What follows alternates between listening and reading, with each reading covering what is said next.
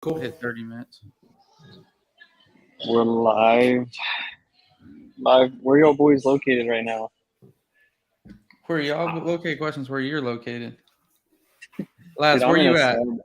I'm in Miami, man. Miami. Coconut Grove, Miami 305. Yeah, the 305, dude. I Yeah. like it. I don't even know what zip code I'm in, man. I don't know if they are zip codes out here. I think they Peru. You're in Peru. How's your Spanish getting over there? Because I saw you were in Colombia before that. Oh man. Me hablo mucho español. Sí. I don't know. Yo sé mucho español. No, Just said the hablo same mucho. thing. Yeah, I I know. know. I Dude, No hablo I can. español. No, I can do all right. Actually, like I can get around, man. I would say that don't I can tempt do. Laz. I can basically do all the normal things you need to do, like order food, and I don't sound hella gringo. I sound just a little gringo. You know? I don't sound gringo. That Guys, sounded gringo. You speak Spanish, Lance? I feel like Dude, you do. You definitely have to, man. In Miami, you're better off speaking Spanish than English. Yeah. And I'm Cuban American, so yeah, I definitely speak Spanish. He's got it, man. You want to speak Spanish have on this to. podcast together? What's up? You want to speak Spanish on this podcast? Just only Spanish? Yeah, let's do it. Where you? Gino's not now. You're Colombia. You're probably Italian, so let's do it. Let's just leave him out of it, right? Yeah, exactly. I know my little Spanish, though, man. 5 years of Spanish. There you You go. got some pretty good Spanish actually on him. Español para 5 años.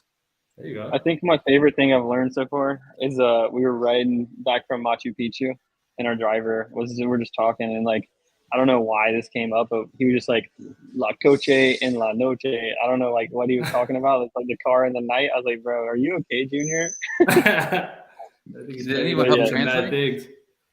What's up? No translators? No, I mean I honestly can understand pretty well, so don't really need one as long as they talk slow. So like despacio, amigo, un poquito español. There you go. And they get it. But anyways, Laz, let's get going, bro. So you're wholesaling down in Florida. Tell us a little bit about yourself, man. Yeah, sure. So in Florida, a little bit of greater Atlanta, which I know is your neck of the woods. Been in the wholesale space for about 7 years now. The first 3 of those years were working for another big time business here in South Florida. Kind of learned the ropes there. That was more of like the REO times. So I saw that transition out, potentially transition back in. We'll see how that plays out. And then kind of just went my own route, right? Started flipping a little bit myself. Realized there was too much instability in just flipping, right? And realized we needed to create a business, right? So that's kind of how, we started our business. Where we are today, it's me and 2 business partners, Mel, that you guys know, and Javier. We are transitioning now. We were doing a lot of flipping before, right? It was mostly flipping, some wholesale. Now it's becoming definitely more wholesale, very little bit of flipping. And even that, we're really seeing to stop and just really focusing on the wholesale model. We have a few rentals, but it's definitely we're definitely like a transactional team at the very least for now. Kind of what we're doing deal-wise, we're anywhere between 8 to 12 deals a month. Really looking to scale that. And fully virtual, which I know is something I can relate with you guys on, is, we're team virtual for sure. That's the only thing I knew since I started. I actually didn't even know people were doing appointments until I got the Collective Genius. And I was like, oh shit, like appointments is like more than people do virtual. Yeah. Which is like the opposite, right? Yeah. So tell us, what is Laz? What's some marketing sources you guys are doing? So we're definitely cold call heavy, right? When we combine that with 2 different types of forms of cold call, we have the 2 outsources, but one that's kind of the typical EJA, very cheap callers, and just throw a lot of data at them and kind of what sticks. And then the other one is kind of where we focus more on like our better data, and we kind of keep that a little closer to us in-house, where the callers are just a little bit better, not too much better, but we have a little bit more control over those lists as opposed to the other lists. So good amount of cold call. Between both, we have about 14 cold callers right now. We dabble with PPC. I say dabble because we just started with Bateman. We'll see how that plays out. We're literally talking about the first 3 weeks. It not enough to even give you a sample size there. So what am I doing consistently? I'm doing cold call. I'm doing direct mail, which is really just to my most focused, like, my best data sets. And I do a little bit of need to sell my house fast, right? I kind of keep that open just to keep the guys like engaged while we're waiting for lead transfers, while we're waiting for direct mail. So I guess our three biggest right now are cold call, need to sell my house fast, and direct mail. We're kind of looking to see how PPC plays out. And kind of one of the things that we talked about, Gino, and is that I'm trying to get back into SMS. It's one of those things that I stopped just like an idiot. And your video, when you talked about like the only reason why we're crushing it, other than I'm sure your systems are locked in, but it's because you guys never stopped. And, you know, I was the asshole that stopped. So trying to get back into that heavy. No, I like that. No, you're being vulnerable because, you know, even us, I made a video. I don't know if my YouTube video, if it came out, I filmed it last week, but we actually stopped in cold calling. So it's so funny. It's like we're going the other way, but that was where I have a reasons in the video. But I'm curious to hear on your, so obviously SMS, you're looking to get back into that, but I'm curious to hear because like right now, cold calling, what we're dealing with is just every number's marked spam. The conversations are going down. It's just like, you know, all the people you're maintaining. I was like, hey, we could just double even more on SMS and use that maybe into some PPC. Kind of what you, how are you guys getting, you know, using 14 people is a bunch. I know you're using a provider in one of them, but like preventing from all these spam and all these carrier stuff. You know, is there any certain things you guys are doing different? So for the first 12 callers, I probably could just tell you that my ignorance is bliss because I am so disconnected from what they're doing. And I just know that they're still sending me leads consistently. Yeah, that's good. And it still creates an ROI, right? Has it gotten harder? For sure. Like if I would have told you maybe like a year ago, even like 18 months ago, there was a point where we were getting like almost one deal per caller, right? That's like I'm definitely not getting one deal per caller now, right? We're probably seeing that cut to half, right? I think it's like we're like a 0.45. So yes, has it gotten harder to do cold call? Yes. But we're just taking kind of a similar possible approach that you're taking SMS where we're just like, dude, I don't care. We're going to keep running it. Like, I don't even know how shitty it's going on the back end because it's producing leads and we're still generating around a 600% ROI off that. Right. So there's obviously a ton of room to dial it in, but to answer your question, I think we're just doing so much of it that the numbers are still in our favor. Yeah, I agree with you. Yeah, that's what it comes down to too. I hate when people like, not hate when it, but like some people are like so like, hey, what are you tracking this to this little number to this? Like some people have analysis paralysis where they're checking so much. I'm not saying don't track your major KPIs, but some people are like, well, I'm not getting this for exact, like kind of what I was just saying, like my connection rate's a little down. I'm like this.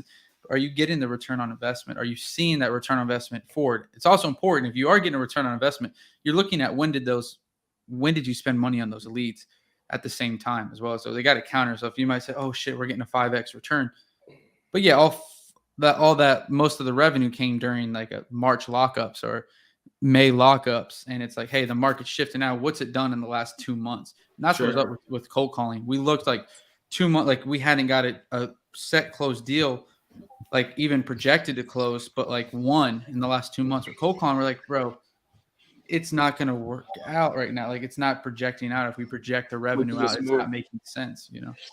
Yeah, we could just take our money and put it somewhere else and get a better return. Yeah, that makes sense. Yeah, and SMS is one of those things that's like, if you can use all that data for SMS, I mean, for me, the big thing is why I want to transition into SMS is I've seen people like you guys, I think of Charles Contreras too, who've like really scaled SMS. And the few times I have had some momentum with SMS, I've noticed that once it gets past like that live transfer part and it gets to my acquisition guys, it's borderline one of the best leads I've seen. Like, I don't know if it's because it comes from like such a challenging source to get them initially. Yeah. And I don't know what it is, but I've looked at our contract per lead when we were doing SMS off net leads, which for us would be more of a live transfer, like not even net leads, just say from the moment it gets a qualified lead and it's a live transfer. And the contract per lead is great. So I definitely, it's something I want to get back into. And kind of back to your first part is like, yeah, like with cold call, the way I'm using it with a provider, that everything is cheap, right? The data I'm providing them is not the best data. It's just everything. I'm skip tracing it at a very efficient price. And I'm just letting it stick on the wall. Like I recognize that they're giving me they're giving me a lead at maybe $30 a lead. Let's just say, right? For sake of example, I'm not going to grade that as hard as I'm going to grade like my direct mail that's giving me $200 per lead. You know what I mean? So like kind of keeping that in mind. Like if it was direct mail and like, yeah, my KPIs on direct mail are like, I know every goddamn thing about it, right? Because I'm spending $200 per lead. You know what I mean? Yeah, exactly. Yeah. Talk a little bit about direct mail. What are you doing to have success with sending mailers, Just go into that. What list are you Yeah, targeting? What's a little bit about, the whole for sure. process? So we're using Authentic. We're looking at a few other places, and I'm very happy with Authentic, but we're looking at who else can give us a good predictive data. So we're utilizing predictive data. We're sending it out very consistently. So kind of by the times that, so we'll grab the Authentic list and we'll break it down into about 5 to 6 weeks. Mm-hmm. That campaign's end, we are immediately starting another campaign. Like we're pretty much starting the second campaign by the 5th week of the first campaign, so there's no momentum being lost. Because you realize with direct mail, like it is literally just like you can't stop. Like that's literally, I think, from what I've gathered from it, because I kind of looked at how we've got how it's progressed, right? And you look at it, and we're just talking about conversion cycles, right? But you're looking at it the first quarter, and we were like 40K in the hole, just an example, right? And then I think by the 6th month, we were about starting to break even, and then from the 6th month to the 9th month, we immediately got to a 300% return, right? So it was like kind of one of those things, like, are you willing to stick it out? I'm sure this is very similar to you guys with TV, I would guess, but it's just one of those things that if you're willing to stomach it, you can make money. Now, the flip side to that is with cold call, you're able to make mistakes, right? Because if your acquisition team isn't super dialed, like you'll still find a way to make an ROI. With direct mail, that's not the case. Like if you're not answering your calls at a 100% answer rate or damn near close to it, you're literally just you're burning money. So, I mean, your acquisition team has to be absolutely dialed if you want to get into that type of lead source. For sure. Yeah, I would say it's on the TV thing, like you said, it's like it was 6 months before we really started seeing anything happen, And once it goes and turns around, it does good. It's kind of a core backbone. I'm sure like now direct mail is just the sweet and slow and steady that always drips in, right? But it is a bitch getting it going. And who are you using last to do your direct mail? Direct one. So I'm doing it. Chuck. Yeah. Chuck, They're good. Yeah, I like that. So you said a little bit about your acquisition team being dialed. You guys close virtually. What are some of the things you feel like you do really well in order to close deals at a high rate virtually? We definitely follow some effective scripts. I mean, we used to be the company that was kind of just like, work hard, you're a hustler, dude, and like if you're a hustler, like make it work. You got this. And there's some merit to that early on, like if you're creating a business or but I think one of the things that we do good now is we make sure to follow a process, like verbatim, right? Like, so for us, it's a process call. From a process call, there's an offer call. And we stick to that, and we make sure to set the expectation throughout. So we're really creating that perception with sellers, like, hey, like, our financial partners are going to be part of this, and they're the ones making the decision and so forth. So I think it's crucial. And this is something that we've really learned recently, but it's crucial to make sure you're creating that perception to sellers. And I mean, like, you're virtual, right? Like, they're talking to you through a phone. Like, they don't know if you're in Hawaii, or they don't know if you're like in the middle of the hood. They don't know where you are, right? So it's crucial that you create that perception for them, create transparency, and then take the pressure off yourself as the acquisition agent, so that you feel comfortable hitting them, where you have to hit them, especially in this market, right? Where you have to feel comfortable hitting people in the shorts. That's just kind of the reality of the market we're in. Yeah, I like that. Hitting them in the shorts. What are you guys kind of doing to hit them below the waist? Yeah, I like that. So dealing with the market, or what would you say to someone who does not have a sales process? Like, how would you go about building one? Man, I mean, dude, if you don't have a sales process, or you don't at the very least understand some of the fundamentals of our business, like, you don't have a smartphone. Like, I think like just kind of look at, grab some key things that you should be obviously doing, right? But even before that, honestly, like before we even talk about, do you have a sales process? Like, how hard are you hitting your leads? Like, let's probably even just start there, right? Like, because that's part of your sales process, right? Like, you could be smooth on the phones, right? But like, if you're taking 45 minutes to call your lead, and you're not even triple calling it and sending it an SMS, the text as a follow-up, and then hitting it 2 times more that day, like, you're not even going to have a chance to win before the battle even starts, right? No. So I think the first part is being aggressive with your follow-up, being aggressive with hitting your leads fast, is the priority. And then from there, setting an expectation, making sure you're setting clear expectations with the sellers, and understanding what type of sellers you're dealing with, right? Not every seller is the same. Some are going to be drivers, some are going to be expressive, some are going to be amiable. And it's your job to, to kind of kind of be like, like a chameleon, right? And match the energy that they're providing. So I think that would be some of my feedback. Yeah, I like that. I like that. So with the market, how are you guys doing down there in Florida? Like, what's the market like down there? Yeah.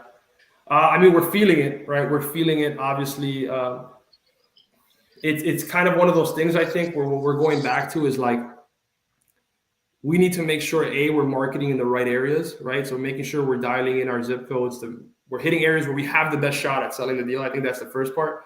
And then the second part is like, what is selling still are the deals that like have like no argument against them to not sell. You get me? So like they have two bathrooms, they're vacant, or they're close to being vacant. They're not in the middle of nowhere, concrete block. So making sure you're giving buyers, like, if they need 10 things on their checklist to buy that house, like the houses that have 10 things that on the checklist are what's selling. You know what I mean? What are you doing with the other ones though? Anything creative? Or are you still just hitting them deeper discounted or?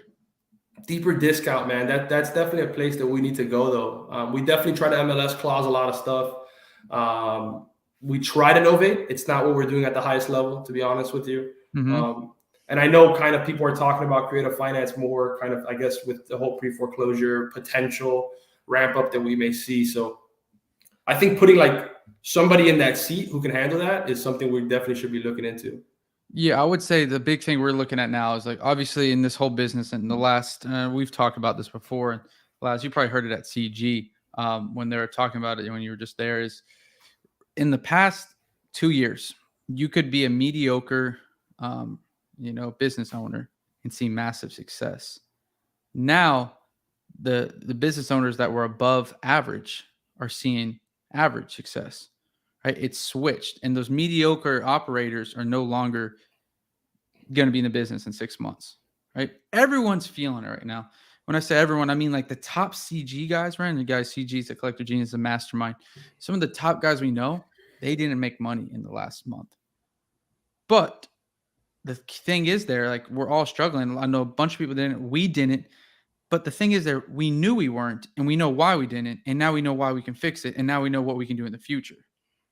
And that's the difference between some of these other people we're talking about, right? Like the people that that are maybe running a mediocre business. Those people aren't changing, adapting fast enough to correct themselves in this market. So, like you said, you're feeling it down there. Everyone in the country I've talked to, like I said, guys from top guys and all over CG around the country, they're struggling. Like, these are the best guys, but the key there is they have an action plan where to fix it, and they know where to go to fix it. And so that's why it's important, Laz, and you're in CG, we're in CG. Joining a mentorship, mastermind, whatever it is during these times is going to be most important, because you need to be around other people and taking one thing they're doing here, taking someone's thing here. Like, hey, how are they surviving here? They do the same. Like, just taking one thing or another, not the entire business model, but not switching business models, but at least identifying and saying, hey, what are they doing during this time? Because I need to follow people like that. We can go in this together. Now I'm not dealing this with myself. I'm not thinking about myself, God, I'm terrible in this business, when I can now relate with 50 other investors nationwide. And that's a low key, like, very important factor. And during these times is being able to have someone to relate to / having an organization that you can go to with any of your problems. Yeah. Yeah. That's awesome, man. You're absolutely right. That's awesome. It's pretty spot on too. It's like right now, just more than ever, it's more critical to be more dialed in. Like, for example, just like diving into the pipeline, like, our lead, like you said, how hard are leads being hit? Are they being hit at all? Like, what's the motivation of these people? Why are they not on appointment? Why are they not in contract? All these things. Like, why do we not sell this? Why do we not accept this offer? Whatever it is. And like knowing the exact reason and like managing that pipeline to a T. And like, just for an example, like the other day, like this last week, we had a couple properties that weren't selling. So I went through and just called all the interested buyers who had submitted interest on the property. They didn't make offers. They didn't even see the property, some of them. I just called them up, and I sold 2 deals in 2 days just from calling these people who were just in the system. And like right there, it's like, hey guys, like, why aren't we calling these gold mines and you're telling me these deals can't sell? Like, I literally spent 3 hours of work and I sold 2 deals that no one else was going to make happen. And just because you're not putting the actions in. And like, I think right now and more than ever, it's like, you got to make sure these actions are being done. And if they're not, then you're going to definitely be sinking. So. Yeah. Yeah, that's spot on, man, for sure. Brian Snyder had a presentation about that where he was talking about like, you see the meme where it's like the lion's in the back, and it's like, yeah, the lion's in the back because he's protecting his herd that's up front, or he's in the front because he's herd. He's like, no, the lion's wherever the hell he needs to be right now. I think he used the wolf as an example, but to what you're saying, Chad, like this is kind of one of those times where like I feel like as a leader of an organization, it's like, dude, all right, if you need me to hit in the 7-hole, I'll hit in the 7-hole. You need me to hit wherever you need me to be, I will be there. Yeah. For the sake of continuing, to do what we got to do to get the deal done. Somebody had said something there, Grayson, if we do deals in Palm Beach, Port St. Lucie, or Martin County, PB. I do a little bit in Palm Beach County. If I can get his email, I can send him deals for sure in those areas. Well, we'll get you reach out to you on social media after. Cool. Okay. Yeah, if you guys got anything in Palm Beach County, I'm trying to buy something. So yeah, personal. All right. Personal. I There like you go. that North Palm Beach. There you go. There you go. But yeah, Chad, no, spot on. I think it's spot on, dude. I like that the wolf is wherever the wolf needs to be to make sure the pack keeps eating. That's good right there. Yeah, for sure. So for you, Laz, like, what are you guys like most proud of, like working hard on right now, which is overcoming the market? Like, is it like, obviously, like, how are you feeling with the sellers and the buyers, like sentiment, where the sellers are still high, the buyers are still low? Like, our deals still, like, I know you said the best product's moving, the other product's not. Like, what kind of like things are y'all seeing just in the Florida market specifically, and like kind of how are you adapting? Yeah. So how are we adapting? One of the things that we're doing is we are, we're doing a significantly better job of quality assurancing our calls and making sure, like you said, where are the gaps, right? Like, if I had X amount of process calls, why do I not have X amount of offer calls? And if I had X amount of offer calls, why do I have an X amount of contracts? And making sure we're listening to those recordings. Also, what we're doing is we're actually bringing our company back out of the virtual world. We're still going to have virtual wholesale, but we're getting into an office space, which I guess could be somewhat contrarian to you're adding something to your operational cost. But we're excited about it because we think like if we get everybody back into the office, we can continue to create and I know you don't need it because you guys don't have it, but just to continue to grow that environment and that culture. So I'm very excited to be back into an office. I'm excited to be back in an office, not have to work from a room in my townhouse. But and I'm excited because honestly, like at the end of the day, is this going to be hard? Absolutely. But like if we own businesses, we run businesses, we low key love problem solving and we love problems, right? So I enjoy that part. And also at the end of the day, like there's going to be market share at the end of this, right? And like Gino said, if you're running your shit right, you're going to get out of this fundamentally a better company, and there's going to be more market share. You know what I mean? So when you combine both of those, I'm excited for the growth that's going to come out of this. For sure. And guys, we got 15 people on here right now, and many people are going to be watching the recording. So what's some questions, guys? Please leave them in here. We got about 7 minutes left here for Laz. So if you got questions for him, please leave them in here. And I think it's important, Laz. I think it's not a bad idea to create that, see how it goes, test it out in terms of getting that office and stuff. What we have is we use Discord. So everybody in every division, they have their own office.